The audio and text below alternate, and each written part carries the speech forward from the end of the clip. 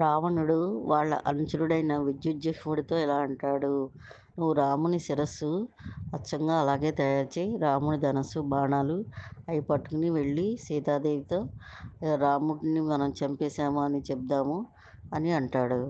అప్పుడు విద్యుజ్జేష్ఠుడు రాముడి శిరస్సు, రక్తం ఓడుతున్న శిరస్సు, ధనుసు బాణాలు తయారు చేస్తాడు.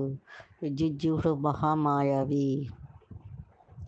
అప్పుడు రావణుడు సీతాదేవి దగ్గరికి వెళ్ళి, మేము నిన్న రాత్రి రాముడు పడుకున్నప్పుడు చంపేశాము అని చెప్పి విద్యుజ్జేష్ఠుడిని పిలిచి ఆ రాముడి శిరస్సు, ధనుసు బాణాలు చూపిస్తాడు. అప్పుడు సీతాదేవి ఏడుస్తుంది, రామ రామ అనుకుంటూ ఏడుస్తుంది. ఈ లోపల రావణాసురుణ్ణి ఎవరో కేకేశారు. మీటింగ్ పెట్టమన్నారు కదా మహారాజా, ఆ మీటింగ్ పెట్టాం రండి అని కేకేస్తారు. అప్పుడు రావణుడితో ఉన్న ఆయన అనుచరుడు విద్యుజ్జేష్ఠుడు ఇద్దరు వెళ్ళిపోతారు.